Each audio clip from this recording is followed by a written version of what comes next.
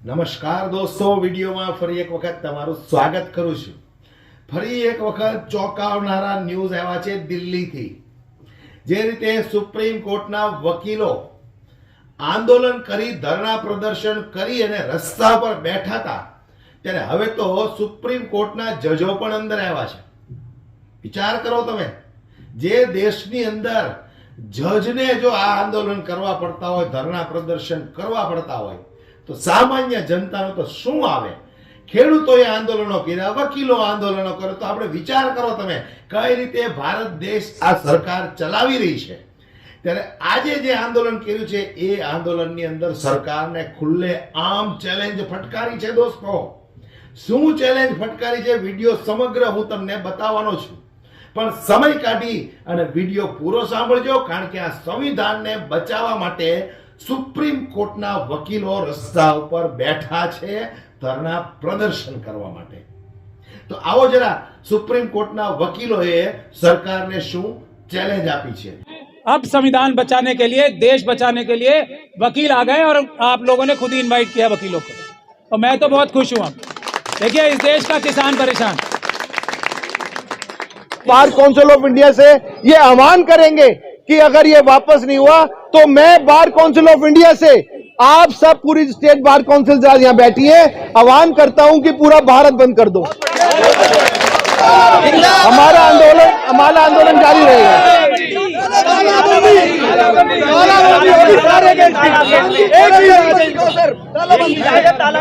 ऐसा है, मैंने आपको पहले ही बताया, हर चीज हमें ग्रेजुअली बढ़ानी है। पहले दिन तालाबंदी नहीं होती, पहले दिन यहाँ बैठे, अगले दिन वहां करा। 23 तारीख को इतवार। एक बात ये बहुत अच्छी तरीके से हमें जनता को समझानी बहुत जरूरी है, क्योंकि दुष्प्रचार ये फैलाया जाता है कि वकील अपने अपने लिए कर रहे हैं। अगर देश का न्यायिक व्यवस्था नहीं रहेगी तो जो बेसिक स्ट्रक्चर बताया गया है, जुडिशियल रिकोर्स जो है, अपनी अपनी ग्रीवियंस का ये बेसिक स्ट्रक्चर बताया गया है सुप्रीम कोर्ट द्वारा। कॉन्स्टिट्यूशन में भी बेसिक स्ट्रक्चर है, और इस बेसिक स्ट्रक्चर की नींव क्या है, संविधान की नींव क्या है? हम वकील हैं। जुडिशियल रिकोर्स का जो बुनियाद है, और हम लोगों को, बार को, ये बेंच की भी मदर कहा जाता है। तो भले ही बच्चा अपनी हिफाजत करने में कामयाब हो ना हो, मां को अपने बच्चे की हिफाजत जरूर करनी पड़ती है। ये काम हम कर रहे हैं, और ये कोई, मैं सिर्फ कोई किंवदंती नहीं सुना रहा हूं। आज का अखबार आप सब लोगों ने पढ़ा होगा, लोकपाल नाम का एक एक्ट आया है देश में भ्रष्टाचार मिटाने के लिए। कोई भ्रष्टाचार मिटाने के लिए काम नहीं हुआ। अभी कल एक ऑर्डर आया है कि जो हाई कोर्ट के जजेस होंगे, हाई कोर्ट के जजेस होंगे, वो पब्लिक सर्वेंट हैं, इसलिए उनके ऊपर एफआईआर दर्ज होगी। कल फैसला आया है। तो हम लोग किसकी हिफाजत करने के लिए लड़ रहे हैं? हमारे जज साहबों की, ऑनरेबल जजेस की, क्योंकि वो बार के बच्चे हैं, बार जजेस की मां है। तो हमें जजेस की हिफाजत करने के लिए लड़ाई लड़ रहे हैं आज हम।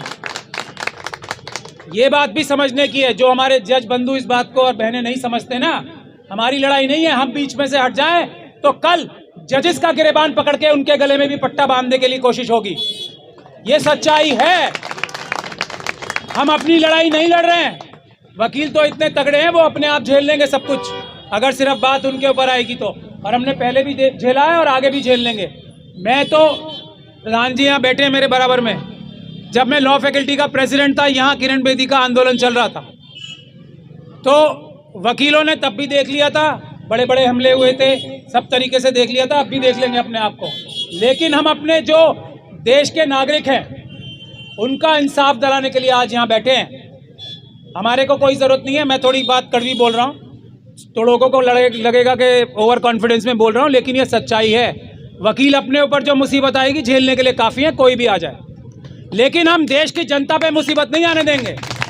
कल अगर जजेस डरेंगे कि तुम्हारे खिलाफ एफआईआर दर्ज हो जाएगी तो वो न्याय देंगे, उसकी लड़ाई लड़ रहे हैं हम। ये महत्वपूर्ण बात समझने की है। अब मैं आपको जो मैं ब्रीफ बना के नहीं लाया हूँ, हमारे हालांकि हम सब लोगों को आदत पड़ी हुई है। ये प्रधान जी हंस रहे हैं हमारी बात पे, सेक्रेटरी साहब भी बैठे हैं, वो भी मुस्कुरा रहे हैं। ब्रीफ बना के नहीं लाया हूँ।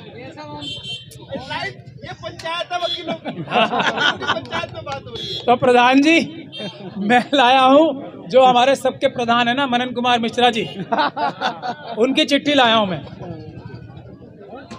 उनकी चिट्ठी लाया हूँ। उसमें से 2 शब्द पढ़ना चाहता हूँ। वो सब इसी में लिखी हुई है। नहीं, पागल तो नहीं बना रहे। पहले तो वो खुद ही पागल बन गए, ये लिखा हुआ उसमें से। ये लिखा मैंने तो सबसे पहले शुरुआत ये करी कि कोऑर्डिनेशन की कमेटी में मैंने कमेटी में हमने ये कहा कि शिकारपुर का अकेला मैं को नहीं, वो ये कह रहे हैं मेरा ही डैश डैश डैश बना दिया, यही कह रहे हैं। अब डैश डैश डैश मैं नहीं बता रहा, आप फिल इन द ब्लैंक्स कर लो सब। ये मनन कुमार मिश्रा जी, अब देखिए महत्वपूर्ण बात क्या है। वकीलों की ताकत ये है, हमारे सबके सिरमौर हैं वो, सबके सब वकीलों के। लेकिन मैं वकीलों की ताकत बता रहा हूं सरकार को भी और बाकी सब लोगों को। जो हमारे सबसे बड़े सिरमौर है ना, वो भारतीय जनता पार्टी के मेंबर ऑफ पार्लियामेंट है। मैं ताकत वकीलों की बता रहा हूं, ठीक है। उन्होंने क्या लिखा है, जब बात वकीलों पे आएगी तो मैं ये बता रहा हूं, अपनी ताकत हमें पहचाननी चाहिए।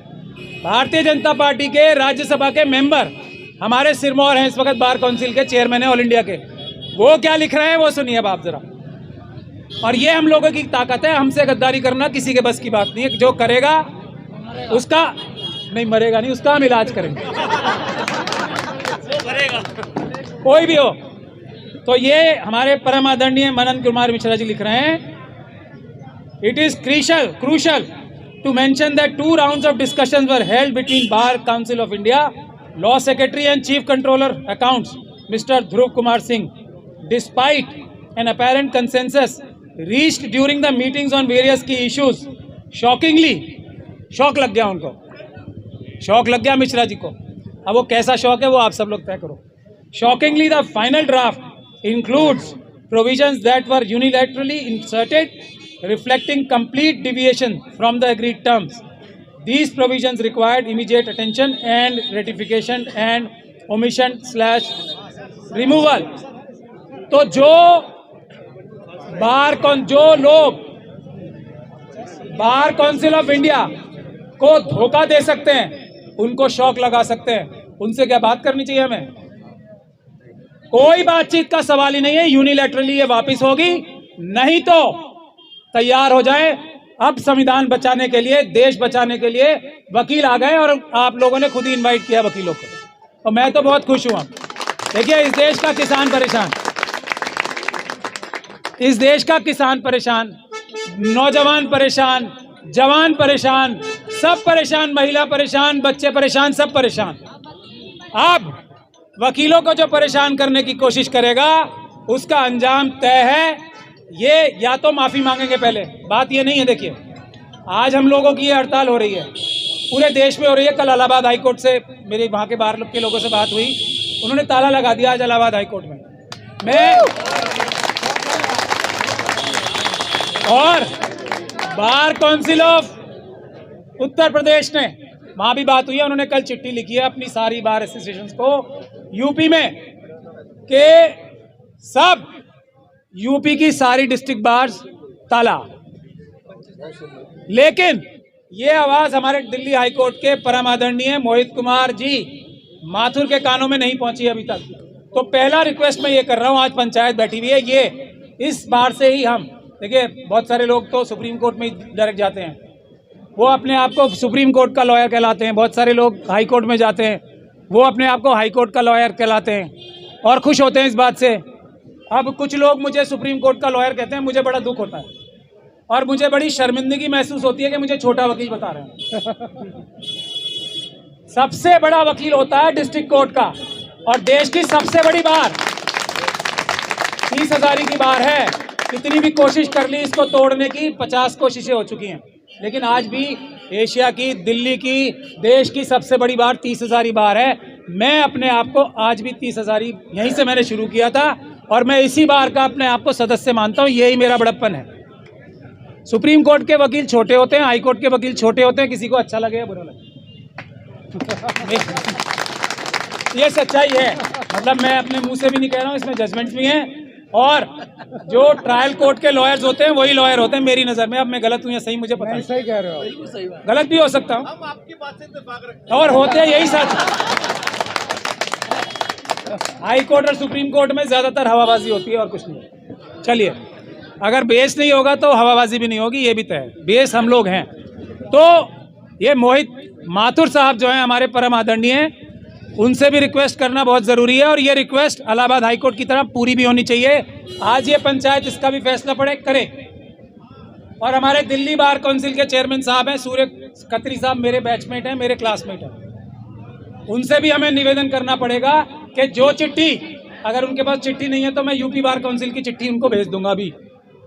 वैसी ही चिट्ठी दिल्ली के सब बार्स के लिए, ऑलरेडी दिल्ली तो सब लीड ले ही चुकी है, देश को रास्ता दिखा रही है। एक चिट्ठी वही वाली दिल्ली के भी बार एसोसिएशन को सबको लिख दी जाए। तीसरी बात यह है कि एक हमारे परम आदरणीय और एक कपिल सिब्बल साहब, वो भी परम आदरणीय है। प्रधान जी, आप उनसे बड़े प्रधान हो, जरा उनसे भी नहीं। मैं अपनी नज़र से, आप मानते रहो अपने आप को छोटा, मैं तो अपनी बात करूंगा अपनी नज़र से। आप कहते रहो, हम आपसे इस बात के लिए आपका विरोध करते हैं और इस बात के लिए झगड़ा होगा अगर आप कहोगे कि आप कपिल सिब्बल साहब से छोटी बार को पूछें। आप बड़े हो और हो ही, सबसे बड़ी बार के अभी तो आप बैठे हो, अभी आप पद पे बैठे हो। हम आपको आपके चेयर की वजह से बोल रहे हैं, इस वक्त आप सबसे बड़े हो। तो आप कपिल सिब्बल साहब को एक फ़ोन घुमाओ, उनसे कहो कुछ करो, ये बेस जा रहा है, कुछ काम नहीं आएगा, कविताएं काम नहीं आएंगी जो चंद्रचूड़ साहब के लिए पढ़ी थी उन्होंने। इस वक्त देखिए कड़वी बात बोलने का टाइम है, कोई रास्ता बचा नहीं है। अब कपिल सिब्बल साहब भी परेशान होंगे बाद में अगर ये एक्ट आ गया तो इसलिए समय आ गया है, हमें सबको कड़वी बात करनी पड़ेगी। अभी कुछ और बात नहीं है। सबसे पहले माफ़ी मांगेगी सरकार, लॉ मिनिस्टर साहब, लॉ सेक्रेटरी साहब, जिन्होंने बार को धोखा दिया, लिखा हुआ है। मैं इसीलिए प्रधान जी का, अपने सबसे बड़े प्रधान जी का लेटर लाया हूँ। जो लोग हमारे सबसे बड़े प्रधान को धोखा देते हैं उनकी बात पे भरोसा नहीं है, किसी बात पे भरोसा नहीं है। पहले माफी मांगेंगे और अनकंडीशनली विड्रॉ करेंगे इसे। और फिर अगर कोई अमेंडमेंट होनी है तो वकील बनाएंगे, कोई नहीं बनाएगा, वकील बनाएंगे। और पार्लियामेंट में बैठे लोगों को अपनी जब जान पे बनाती है तो हमसे ही सलाह लेते हैं ना, तो हमारे कामों की सलाह हमसे नहीं लेंगे, अपने आप करेंगे। वाह भाई वाह, ये बहुत बढ़िया बात है। ये गलत काम उल्टी गंगा नहीं बहेगी और ना बहा सकता है कोई। मैं तो यही निवेदन करने आया हूँ। अब इसमें महत्वपूर्ण बातें मेरे ख्याल से प्रधान जी, हमारे पुराने नए सेक्रेटरी साहब ने बता भी दी होंगी। अगर आप लोग कहें तो मैं इसके सेलिएंट फीचर्स बता देता हूँ कि ये बैंड उतार के पट्टा बांधने की तैयारी हो रही है। कौन से वाला? जो हम उन्हीं के बांधेंगे, हमारा बैंड उतरवाएंगे ना ये। तो प्रधान जी के लफ्जों में बता रहा हूँ, मैं अपनी बात तो कर ही नहीं रहा, थोड़ी मैं तो पट्टा वट्टा पे आ जाता हूँ ना, तो इसलिए वो नहीं कर रहा। हमारे परम आदरणीय प्रधान जी की बातों में कहता हूँ। एक प्रधान जी कह रहे हैं, और वही काफ़ी भी है मेरे ख्याल से, आपको लोगों को ये साजिश क्या हो रही है हमारे खिलाफ वो बताने के लिए प्रधान जी का, हमारे मनन कुमार मिश्रा जी का चिट्ठी काफ़ी है, ज़्यादा लंबी नहीं है। पहला है इंसर्शन ऑफ 41D। हमारी जो सरकार है, लॉ मिनिस्टर साहब हैं, पहला प्रोविजन जो प्रधान जी ने लिखा है वो ये लिखा है 3 मेंबर बार काउंसिल में नॉमिनेट किए जाएंगे। 3 member bar council of India में नॉमिनेट किए जाएंगे सरकार द्वारा। अब वो कौन होंगे कौन नहीं होंगे इसका कोई जिक्र नहीं, ये प्रधान जी ने लिखा है हमारे। तो क्या हमें मंजूर है कि कोई भी आके बाहर से आके हमारे सबसे बड़े प्रधान जी को ये कि प्रधान जी आप जो है ना ये चैम्बर बनाने का काम ऐसे करोगे, जज जो है हमारे कुछ जो भटक जाते हैं जज, वो हमारे बार के मेंबर्स को लर्नेड नहीं बोलेंगे, लर्नेड बोलना बंद कर देंगे, उनको ये कहेंगे तुम्हें कुछ आता नहीं, और ये आपको चुपचाप कड़वा घूंट पी के चुप रहना पड़ेगा, ऐसा मान लेंगे हम? वकीलों को लर्नेड कहा गया है, जजेस को ऑनरेबल कहा जाता है। क्यों?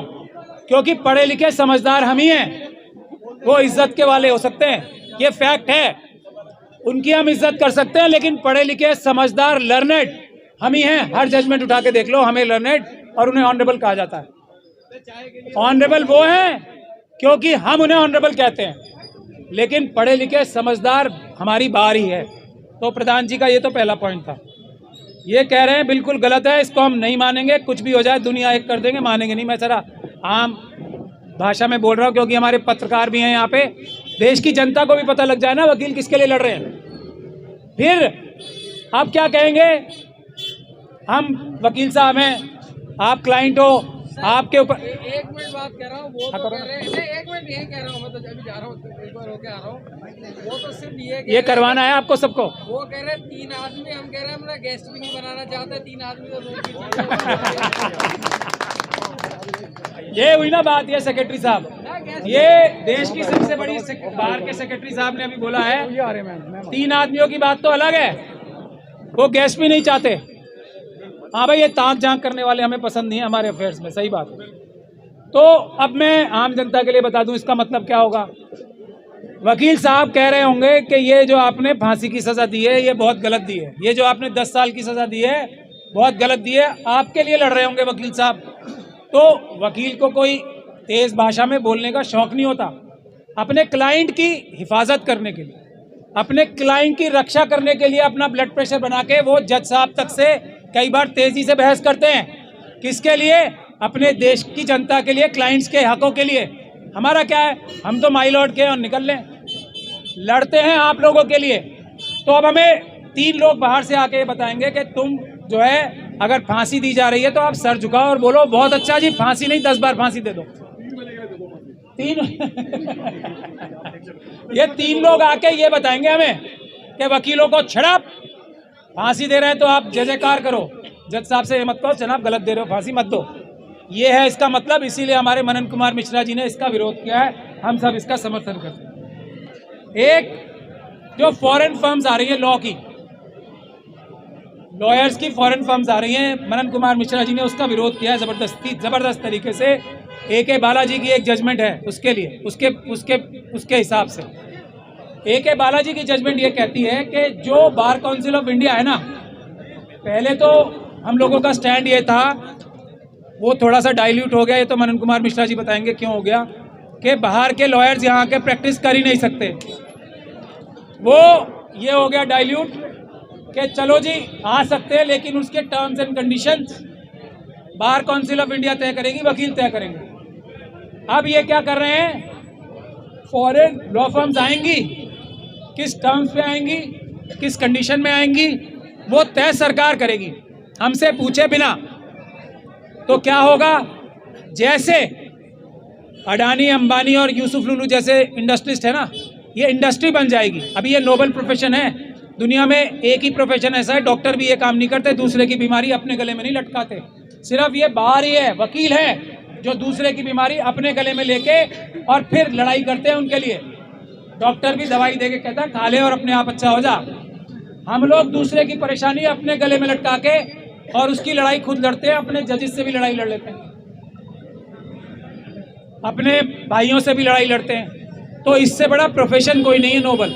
इसको कमर्शियल एक्टिविटी में कन्वर्ट करना चाहते हैं, बाहर की लॉ फर्म्स आएंगी, हम वकीलों के गले में पट्टा बांध के हमें तनख्वाह देंगी, ये होने का ये वकीलों को मंजूर नहीं है, मनन कुमार मिश्रा जी को भी मंजूर नहीं है कि हम फॉरेन लॉ फर्म्स को, एक तो हमारी टर्म्स कंडीशंस पे आएंगी, हम नापेंगे उन्हें, और उनके ऊपर बार काउंसिल के रूल्स भी लागू होंगे, हम उनकी लाइसेंस कैंसिल करेंगे, अगर यहाँ किया तो अमेरिका में भी कैंसिल होगा। अब इसके लिए कोई तैयार है तो आए। दूसरा, हमें भी अमेरिका में प्रैक्टिस करने की परमिशन मिलनी चाहिए। WTO का जो एग्रीमेंट है ना, जो दुनिया भर में हुआ है, वो सिर्फ इसलिए नहीं हुआ है कि एक तरफा होगा, ट्रेड का होगा, वो लोग हमें चीज़ें निर्यात करेंगे और हम उसे अपने आप झेलेंगे, साथ के साथ लेबर का भी जो फ्लो है ना, दोनों तरफ होनी चाहिए।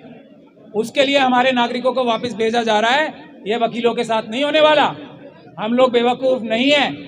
WTO को अगर पूरी तरीके से मानना है तो फ्री फ्लो ऑफ सिटीजन्स भी होना चाहिए। एक नागरिक दूसरे देश में जाके कुछ भी करे।